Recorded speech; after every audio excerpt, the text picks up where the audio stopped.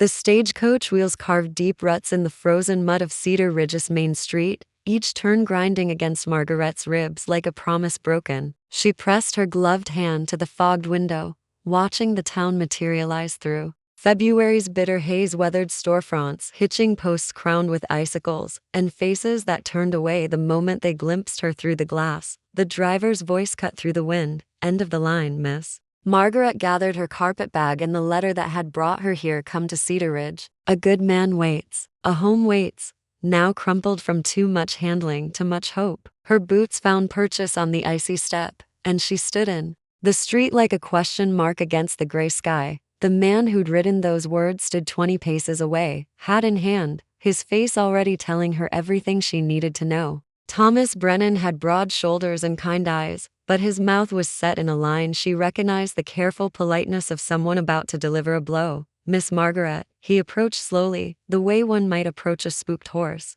"I'm glad you arrived safe, but I'm afraid there's been a complication." Behind him, a woman emerged from the general store, blonde, delicate, everything Margaret was not. The woman's arm slipped through Thomas's with practiced ease, and Margaret understood without another word spoken. "I see," her voice came out steady, though her hands trembled inside her gloves. "I suppose congratulations are in order. Ellen and I, we weren't expecting." Thomas's words stumbled over themselves. "The Reverend married us yesterday. I should have wired, but you didn't." Margaret lifted her chin, feeling the weight of watching eyes from every storefront window. "I understand completely." The wind picked up, sending her dark hair whipping across her face. She tucked it back with fingers that refused to shake, though everything inside her wanted to crumble into the frozen earth. 3 months of correspondence. 3 months of believing someone might want her damaged goods, a woman past her prime, carrying secrets that had driven her from her last home. "I can pay your fare back east," Thomas offered, his voice thick with guilt. "That won't be necessary." Margaret adjusted her grip on the carpet bag, feeling the last of her savings sewn into the lining. "Cedar Ridge looks like a fine place to start over." Ellen whispered something in Thomas's ear, and he nodded reluctantly. "Mrs. Hartwell runs a boarding house on Pine Street. She might have a room." "Might." Margaret tasted the word's uncertainty. "Well then, I suppose I'd better go inquire." She turned away from them, from the curiosity burning in every window, from the whispered conversations already beginning. Her boots found their rhythm on the plank sidewalk, each step an act of defiance against the urge to run. Behind her, the stagecoach rolled away, taking with it her last connection to the world she'd left behind. The boarding house sign swayed in the wind, its paint peeling like old skin. Margaret paused at the bottom of the steps, her breath forming clouds in the bitter air. This was not the homecoming she'd imagined, not the fresh start she'd prayed for during those long nights on the train, but it was what she had. She climbed the steps, knocked on the door, and waited for whatever came next. Mrs. Hartwell's boarding house smelled of lye soap and yesterday's cabbage. The woman herself was sharp-boned and suspicious, her gray eyes cataloging every detail of Margaret's appearance, the quality of her coat, the weight of her bag, the absence of a wedding ring. $2 a week, meals included. Payment in advance. Mrs. Hartwell's voice carried the flatness of someone who'd learned not to trust strangers. No gentlemen callers, no drinking, no loud noises after 9. Margaret counted out the coins from her dwindling purse, each one a small sacrifice to survival. "I'll take it." The room was barely larger than a coffin, with a narrow bed, a washstand, and a window that looked out onto the alley behind the blacksmith's shop. The walls were thin enough that she could hear Mrs. Patterson in the next room coughing through the night, and young Mr. Henley below practicing his violin with more enthusiasm than skill. That first evening, Margaret sat on the edge of the bed and took inventory. $23 remaining. A trunk that would arrive on next week's freight wagon, if she was lucky. The skills her mother had taught her, sewing, cooking, mending, that might keep her alive if she could convince anyone to hire a woman with no references and secrets in her past. She pulled out her sewing box and ran her fingers over the spools of thread, the packet of needles, the scissors that had belonged to her grandmother. These were her tools now, her weapons against destitution. She'd learned to use them once before, when James had left her with nothing but debts and a reputation in ruins. She could learn again. The window glass was cold against her forehead as she watched the town settle into evening. Lamplight flickered in distant windows, families gathering around tables, children being tucked into beds. She'd imagined herself part of such a scene when Thomas's letters had painted pictures of home and belonging. Instead, she was a shadow, pressed against glass, looking in from the cold. A knock at her door made her jump. Mrs. Hartwell stood in the hallway, holding a cup of tea that steamed in the drafty air. "Figured you might need this," the older woman said, her voice softer than it had been earlier. "First night's always the hardest." Margaret accepted the cup, feeling the warmth seep through the chipped porcelain. "Thank you." "Don't thank me." "Yet." Mrs. Hartwell lingered in the doorway. "This town's got a long memory and a short supply of forgiveness. Whatever brought you here, it'll catch up eventually. I'm not running from anything illegal." "Didn't say you were." Mrs. Hartwell's smile was tired. "But we all run from something, girl. The trick is making sure you can outrun it long enough to build something new." After the door closed, Margaret sipped the tea and felt its warmth spread through her chest. Outside, snow began to fall again, each flake a small burial of the day's hopes. She would survive this. She had to. There was nowhere left to run. By the end of her first week, Margaret had walked every street in Cedar Ridge twice, her boots wearing thin paths between the mercantile, the church, and the seamstress shop where Mrs. Kowalski had looked her up and down before declaring she had no need for help. "Too many seamstresses already," the woman had said, though Margaret had seen the pile of unfinished alterations spilling from the workroom. "Try the hotel. They sometimes need laundry girls."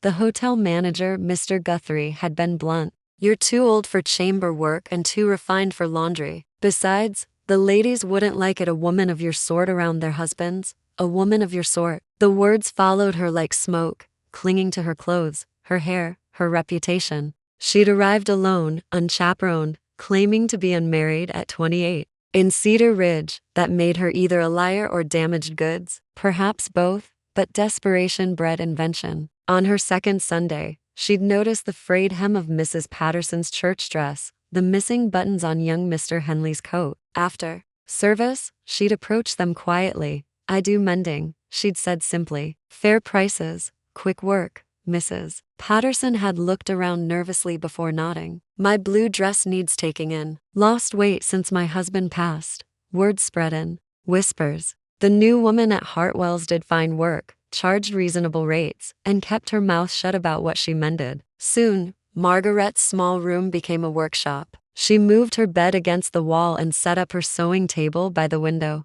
Where the light was best, the work came slowly, a torn seam here, a coat that needed lengthening there. Margaret's fingers remembered their skill, finding comfort in the rhythm of needle through fabric. Each stitch was a small victory against hunger, against the whispers that followed her down the street. She heard them all. "That woman at Hartwell's came here to marry Thomas Brennan, but he chose proper Ellen instead. Wonder what he found out about her. Wonder what she's hiding."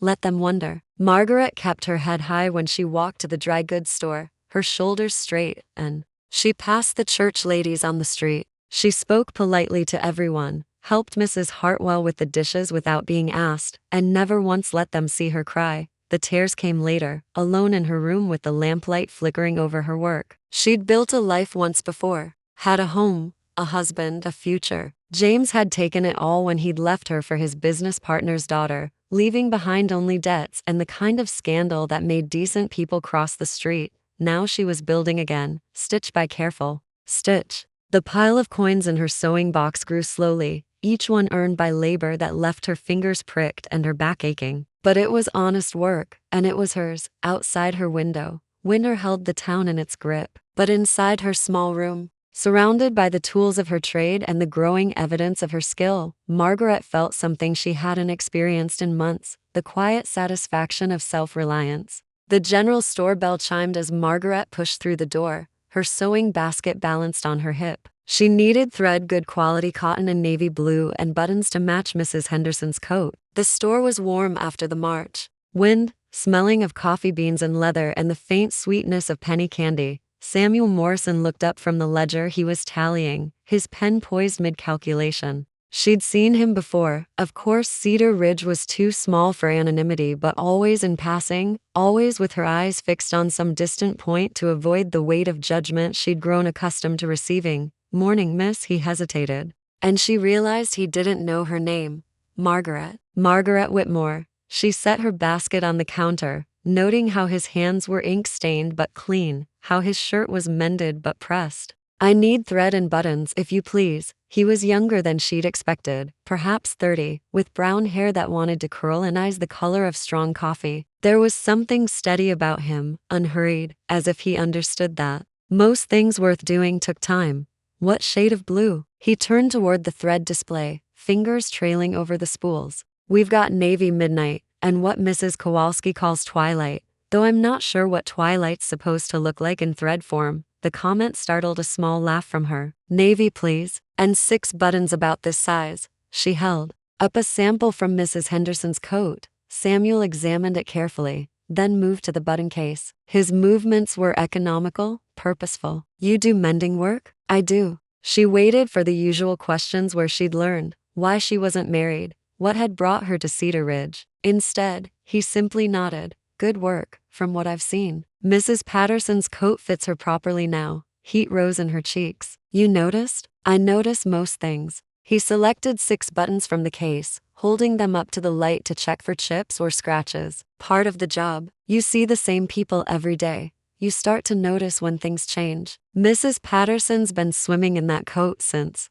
her husband died. Now it fits like it was made for her. He wrapped the buttons in brown paper, added the spool of thread, and wrote the total on a slip of paper. That'll be 35 cents. Margaret counted out the coins, hyper-aware of his presence across the narrow counter. He smelled like soap and ink and something else, something clean and masculine that made her remember she was a woman, not just a seamstress trying to survive. Thank you. She gathered her purchases, tucking them into her basket. Miss Whitmore. His voice stopped her at the door. If you're looking for more work, my sister Emma runs the schoolhouse. She's been after me to find someone to mend the children's winter coats. Parents donate them, but they're usually in rough shape. I'd be interested.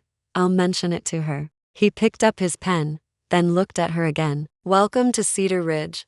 By the way, I know it's been a few months, but I don't think anyone's properly said it yet. Outside, the wind had gentled, and the sun was trying to break through the clouds. Margaret walked slowly back to the boarding house, his words echoing in her mind. Welcome to Cedar Ridge. As if she belonged here. As if she were more than just a woman with a past, making do with needle and thread. For the first time since the stagecoach had left her standing in the street, she felt something dangerously close to hope. The schoolhouse work proved to be a blessing wrapped in small frustrations. Emma Morrison was a whirlwind of energy and opinions, 7 years younger than her brother but carrying twice his words. She had Samuel's steady eyes but quicker hands, always gesturing as she spoke. These coats are disasters, Emma announced, dumping an armload of children's garments onto the desk. Little Johnny Peters wore holes through both elbows, and Sarah McKinnon's sleeves are so short she looks like she's outgrowing her skin. Margaret sorted through the pile, her practiced eye cataloging the work needed. Most of these just need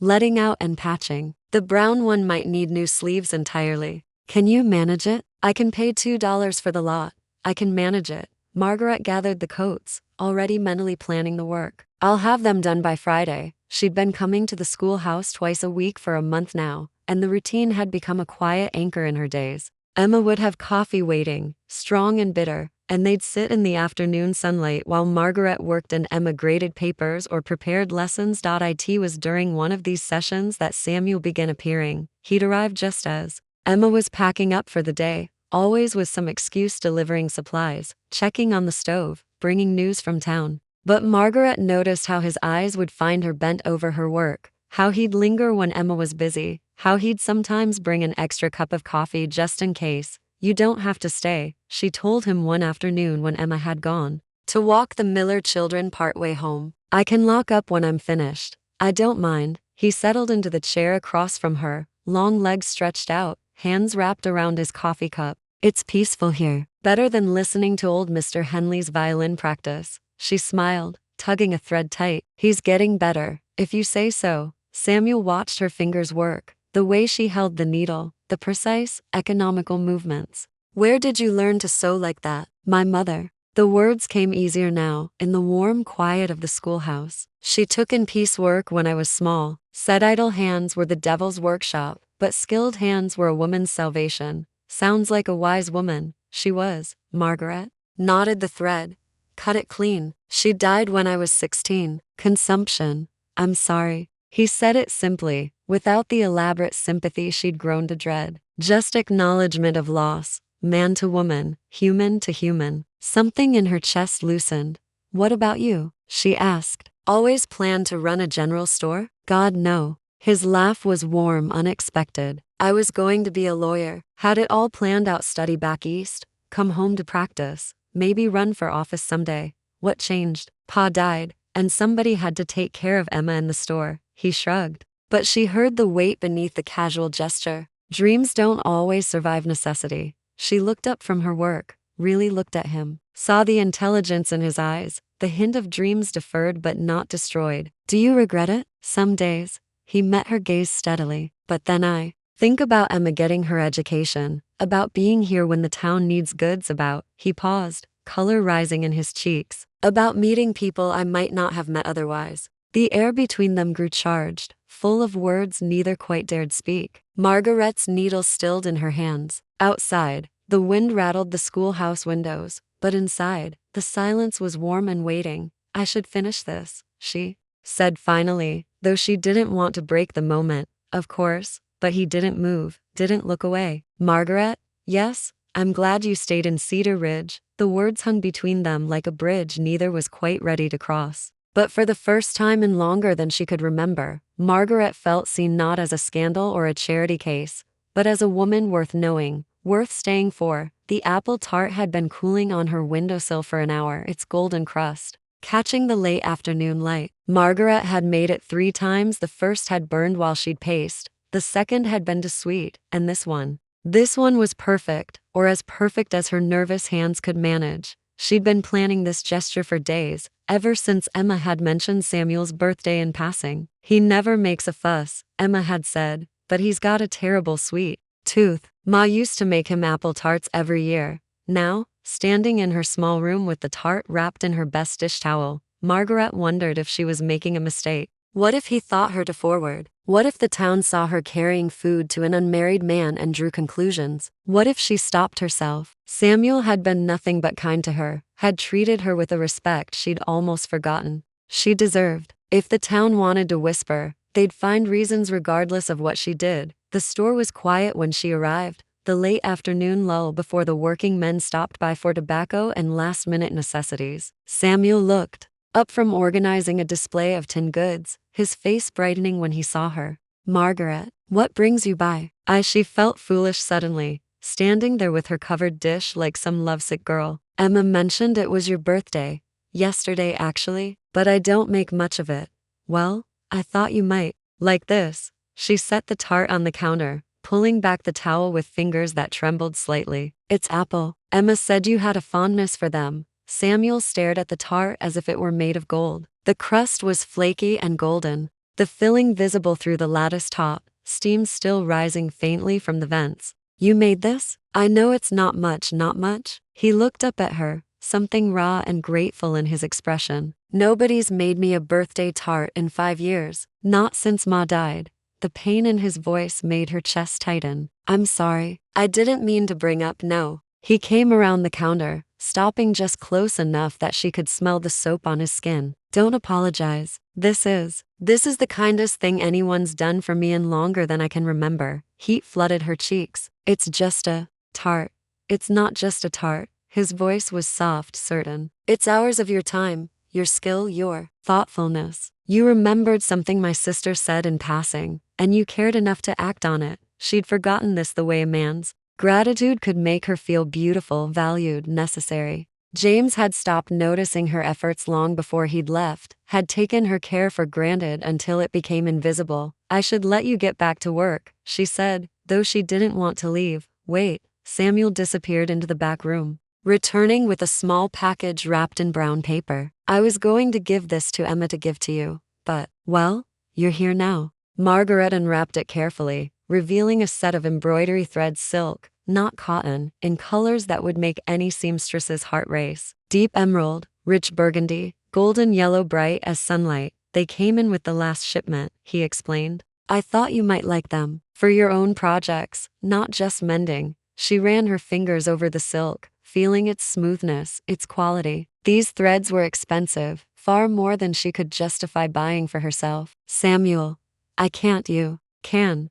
He covered her hand with his warm and steady. You've been working so hard, taking care of everyone else. You should have something beautiful, something just for you. The tenderness in his voice broke something open inside her. When was the last time someone had wanted her to have something beautiful? When had anyone thought she deserved silk thread in colors that served no purpose but joy? Thank you, she whispered, the words inadequate but all she could manage. Thank you, he said back, nodding toward the tart. For remembering, for caring. Outside, the sun was setting, painting the store windows gold. Inside, surrounded by the everyday necessities of frontier life, Margaret felt something precious taking root between them, something worth protecting, worth nurturing, worth the risk of hoping again. The spring social arrived with the first real warmth of the season, bringing with it the kind of restless energy that made even the most reserved citizens venture out into the evening air. The church hall had been decorated with wildflowers and lanterns, the ladies' committee having outdone themselves with tables groaning under the weight of contributed dishes. Margaret hadn't planned to attend. These gatherings were for families, for couples, for people who belonged. But Emma had been insistent, appearing at the boarding house with a dress draped over her arm. It was Ma's, Emma had said, shaking out the blue silk. She was about your size, and the color would be perfect. With your eyes. Please, Margaret, you work so hard, and you never do anything just for yourself.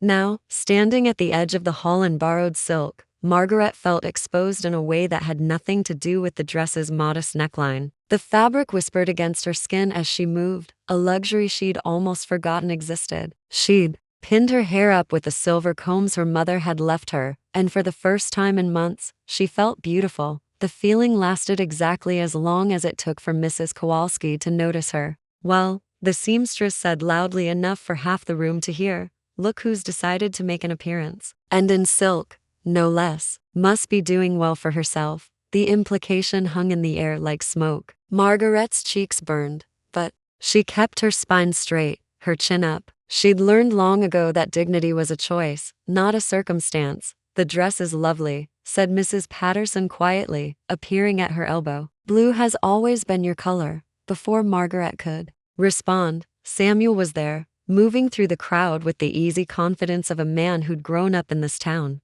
He wore a clean white shirt and a vest that brought out the brown of his eyes, and when he smiled at her, the whispers around them seemed to fade. Miss Whitmore, he said formally, offering his arm. Would you care to walk with me? I'd like to show you Mrs. Henderson's quilting display. She took his arm, feeling the solid warmth of him through the fabric. Together, they moved through the crowd, and Margaret was aware of every eye following them, every conversation that paused and resumed in hushed tones. You don't have to do this, she murmured, as they paused before a display of intricate quilts. Do what? His voice was genuinely puzzled. Claim me publicly. Stand with me while they talk. Samuel stopped walking, turning to face her fully. His expression was serious, almost stern. Margaret, I'm not standing with you out of pity or obligation. I'm standing with you because I want to be here, with you, and I don't give a damn what they think about it. His words sent warmth flooding through her chest. Around them, the social continued, children running between tables, musicians tuning their instruments,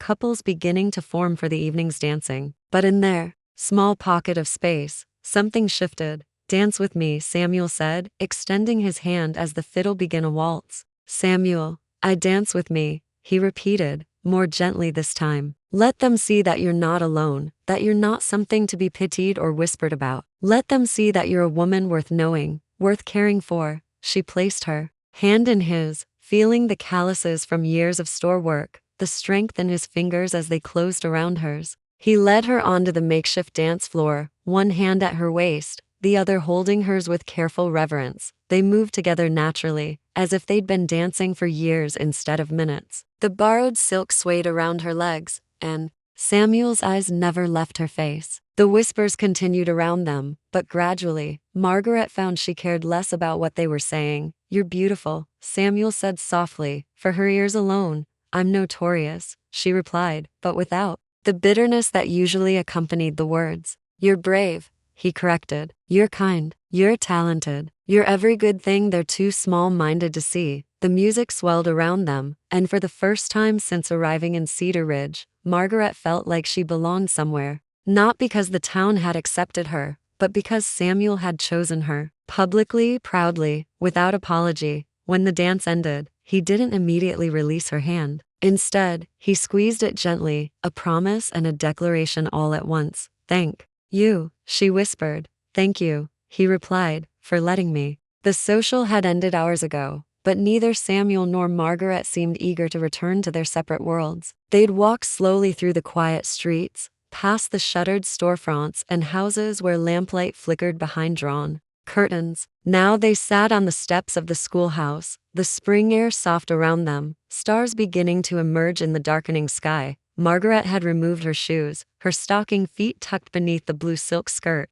Samuel's jacket hung around her shoulders, smelling of soap and something indefinably masculine. The evening felt suspended, precious, as if speaking too loudly might break the spell. "I keep thinking about something you said," Samuel said finally, his voice low in the darkness. "About being notorious. It's true." She pulled his jacket closer, grateful for the shadows that hid her expression. "I was married before, to a man who left me for someone younger, prettier, more suitable. But not before he'd spent our money and borrowed against my name. I came to Cedar Ridge with nothing but debts and a reputation in ruins." She waited for him to pull away, to make excuses, to prove that his kindness had limits after all. Instead, he shifted closer, his shoulder brushing hers. What was his name? James. The name felt foreign on her tongue now, like a word from a half-remembered language. James Whitmore. He was charming, successful, everything a woman was supposed to want in a husband, and yet he left you. He left me. She'd never said it so simply before, without the elaborate explanations and justifications she'd carried for so long. Said I was too serious, too demanding. Said I'd forgotten how to be the woman he'd married. Samuel was quiet for a long moment. When he spoke, his voice was rough with contained anger. He was a fool, was he? Margaret looked up at the stars, scattered like silver coins across the velvet sky. Sometimes I think he was right. I was demanding. I wanted him to notice when I'd worked all day on a special dinner, to remember my birthday too, to see me. Maybe that was too much to ask. No, Samuel's hand found hers in the darkness, his fingers intertwining with hers. It wasn't too much. It was everything. It was what love should be. How do you know? The question came out more vulnerable than she'd intended. You've never been married. I've been watching you for months, he said simply. I've seen how you notice everything when Mrs. Patterson needs her coat taken in, when Emma's had a difficult day with the children, when old Mr. Henley's running low on lamp oil. You see people, Margaret. You care about their comfort, their happiness. Any man who had that kind of attention and threw it away. He shook his head. He was a fool. Tears pricked at her eyes, but they were different tears than she'd shed over James. These were tears of recognition, of being understood in a way she'd almost given up hoping for. I'm damaged goods, she whispered. The whole town knows it. They whisper about me, wonder what secrets I'm hiding, what I did to drive my husband away. I don't care what they whisper. Samuel's hand tightened on hers. I care what I see. I see a woman who's survived loss and betrayal and kept her dignity intact. I see someone who works harder than anyone I know, who's built a life from nothing, through sheer determination. I see kindness in every stitch you sew, strength in every day you hold your head high despite their whispers. He turned to face her fully, his free hand coming up to cup her cheek. I see the woman I'm falling in love with. The words hung between them like a bridge finally crossed. Margaret's breath caught, her heart racing against her ribs. Samuel, I know it's too soon, he said quickly. I know you have reasons to be careful, to protect yourself, but I couldn't let another day pass without telling you how I feel. You're not notorious, Margaret. You're not damaged goods. You're the finest woman I've ever known, and if you'd let me, I'd spend the rest of my life proving it to you. She searched his face in the starlight, seeing nothing but honesty, nothing but the steady devotion she'd glimpsed growing between them over these past months. This was what she'd been too young to recognize with James, too inexperienced to value, not the flash of charm or the grand gestures, but the quiet certainty of a man who saw her clearly and chose her anyway. I'm falling in love with you too, she whispered, the words feeling like a leap off a cliff into unknown territory. I'm terrified of it, but I can't seem to stop. Samuel's smile was radiant, transforming his whole face. Then don't stop. Don't be afraid. I'll catch you. When he kissed her, it was soft and reverent, a promise sealed under the endless stars. Margaret felt herself falling indeed, but not into the darkness she'd feared. Instead, she was falling into light, into warmth, into the kind of love that saw her scars and called them beautiful. The garden plot behind Samuel's house had been neglected for years, choked with weeds and wild grass that reached nearly to Margaret's knees. She stood at its edge in her oldest dress, sleeves rolled up, a kerchief tied over her hair, surveying the work ahead with the same careful attention she brought to mending. "It's not much to look at now," Samuel said, coming up behind her with a shovel and a basket of seed packets. "But Ma used to grow everything here: tomatoes, beans, squash. Even had a patch of herbs by the kitchen window." "I can see it," Margaret said, her voice soft with wonder. She could. Somehow the neat rows of vegetables, the climbing beans, on their poles, the border of marigolds to keep the pests away. "It'll be beautiful." It had been 2 weeks since the night on the schoolhouse steps, 2 weeks of stolen moments and careful courtship under the watchful eyes of Cedar Ridge. Samuel had been patient, letting her set the pace, but his intentions were clear. He'd already spoken to Reverend Matthews about the banns, had quietly begun preparing the small house behind the store for a wife. "The soil's good," he said, kneeling to turn over a clump of earth. "Just needs work." Margaret knelt beside him, her hands joining his in the dirt. There was something elemental about it, this preparing of ground for new growth. Like the careful tending of love, she thought, patient work that required faith in what couldn't yet be seen. "I want to plant herbs," she said. "Rosemary, thyme, perhaps some lavender, and roses by the kitchen window, not the fancy ones, but the old-fashioned kind that smell like summer." Samuel smiled, watching her face light up with plans. "Whatever you want, it's your garden now. Your garden." The words sent warmth through her chest. She'd never owned a garden before, had never had the security of knowing she'd be somewhere long enough to see seeds become harvest. James had rented their house, had kept her always aware that their life together was temporary, subject to his whims and fortunes. "I want to marry you," Samuel said suddenly, his hands stilling in the earth. "Not just someday, not when it's convenient. Soon, this summer, when the roses are blooming." Margaret's heart stuttered. "The town will talk. Let them talk." He reached for her hand, his fingers intertwining with hers despite the dirt. "I've wasted too much time already, watching you from across the store, wondering if you could ever care for a man like me. I don't want to waste any more.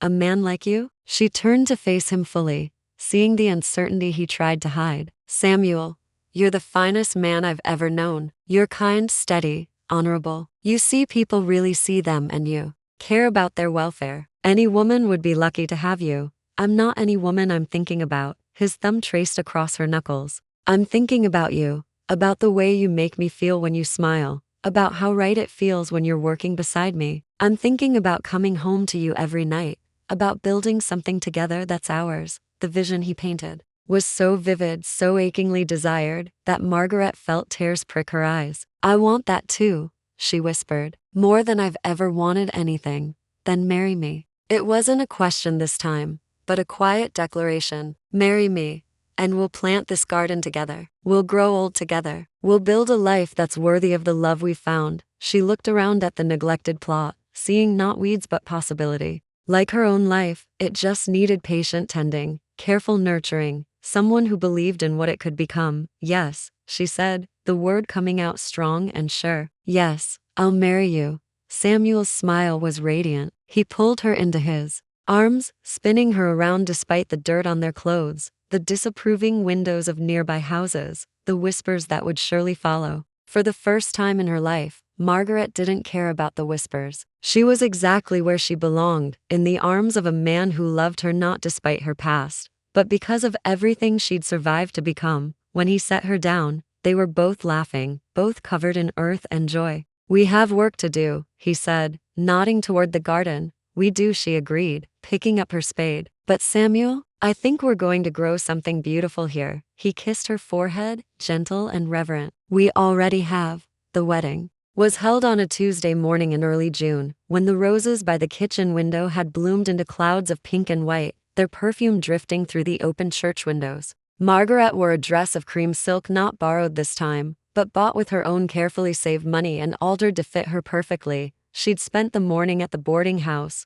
Mrs. Hartwell helping with the tiny buttons that ran up the back, Emma weaving wildflowers into her hair. The older woman's hands had been gentle as she worked, and when she'd finished, she'd stepped back with something like pride in her eyes. "You look beautiful, child," Mrs. Hartwell had said, "like a woman who's found her place in the world." Now, standing at the altar beside Samuel, Margaret felt the truth of those words settling into her bones. The church wasn't full, some of the townspeople had stayed away, their disapproval louder than their absence. But the people who mattered were there. Emma in the front pew, weeping happy tears. Mrs. Patterson with her perfectly fitted coat. Even young Mr. Henley, who'd brought his violin to play during the ceremony. Reverend Matthews spoke about love and commitment, about the sacred bond between husband and wife. But Margaret barely heard the words. She was lost in Samuel's eyes, in the steady warmth of his hand holding hers, in the quiet certainty that this was right, not perfect, not without challenges, but profoundly, essentially right.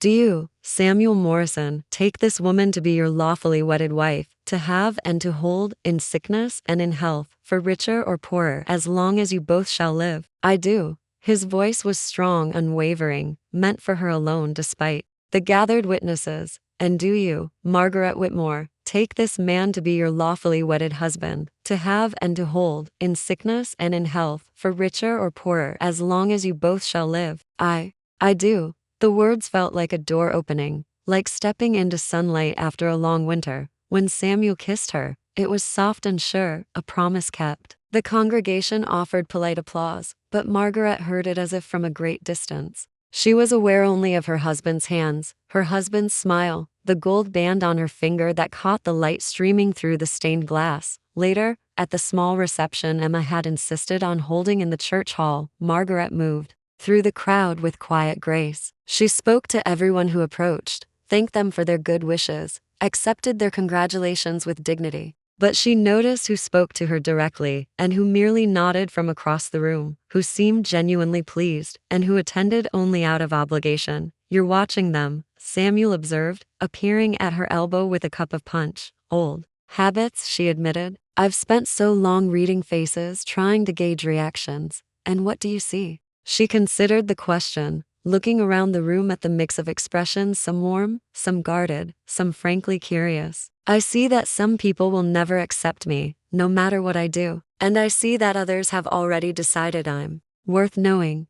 She smiled up at him. "I see that it doesn't matter as much as I thought it would. Because I have you. Because I have Emma, and Mrs. Patterson, and Mrs. Hartwell, and a handful of others who see me as I am." She paused, feeling the truth of it settle around her like a warm shawl. "Because I finally see myself as I am." Samuel's smile was radiant. "And what do you see?" "A woman who's survived everything life threw at her. A woman who's learned to build something beautiful from broken pieces. A woman who's worthy of love not because she's perfect, but because she's real." As the afternoon wore on, they danced to Mr. Henley's violin, the music sweet and slightly off-key but full of heart. Margaret's cream silk swirled around her legs, and Samuel's hand was warm and steady at her waist. Around them, the reception continued, but they moved in their own private world, their own perfect circle of two. When the sun began to set, they walked home together, to their home, their